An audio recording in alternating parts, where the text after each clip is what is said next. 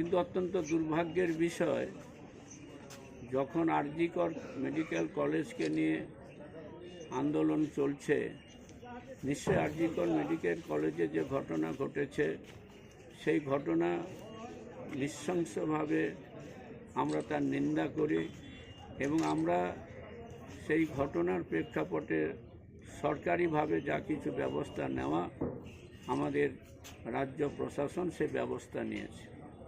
কিন্তু supreme court এবং আমাদের হাইকোর্টের নির্দেশে বিচার ব্যবস্থা সিআইডি থেকে চলে গেল সিবিআইতে। আজকের 21 দিন হতে চলল সিবিআই তরফ থেকে সেই যে পুলিশ একজনকে অ্যারেস্ট করেছিল সেই একজনই অ্যারেস্ট হয়ে আছে, এখনও আইডেন্টিফাই করে উঠতে পারেনি। বিভিন্ন ডাক্তারদের পোলিওগ্রাফ করা হয়েছে, তাতেও কিছু পাওয়া যায়নি। গতকাল ছাত্র সমাজের নাম করে তারা নবান্ন অভিযানের ডাক দিয়েছিলেন মুখ্যমন্ত্রীর পদত্যাগের দাবিতে। কিন্তু আমরা তো দেখলাম যে ছাত্র সমাজ দেশ ও জাতির সমাজের উন্নয়নের অগ্রদূত ভূমিকা পালন করে।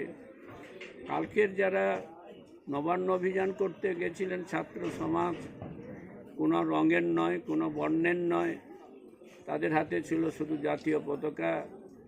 মমতা বন্দ্যোপাধ্যায়কে পদত্যাগ করতে হবে, আমরা নবান্নে জাতীয় পতাকা উত্তোলন করব। পশ্চিমবাংলার পুলিশ প্রশাসন সেই ব্যাপারে সতর্ক ছিল।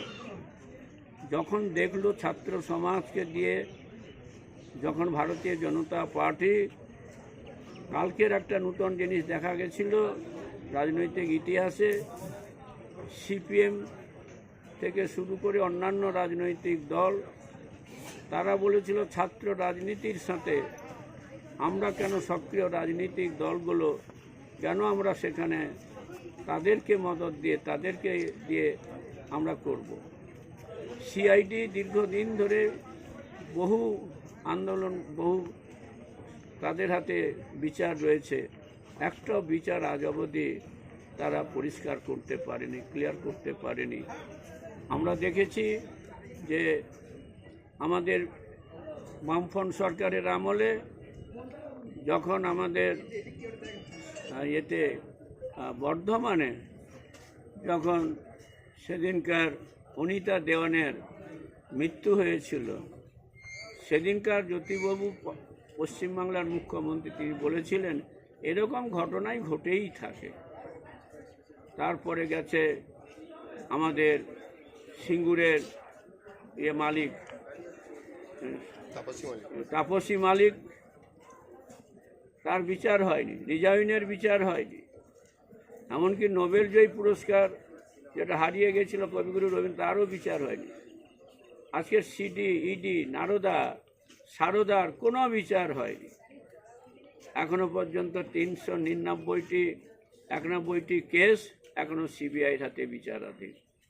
তা আমরা ন্যায্য বিচার চাই, কিন্তু তাকে নিয়ে পশ্চিমবাংলার রাজনীতিকে যে উত্তপ্ত করবার চেষ্টা করছে, কিন্তু এবং আমাদের যে বিষয় সম্পদ নষ্ট করছে, কিন্তু তাতে কিছু লাভ হবে না, বাংলার যুব সমাজ, বাংলার ছাত্র সমাজ, তারা কিন্তু আজকের পথে নেমেছে।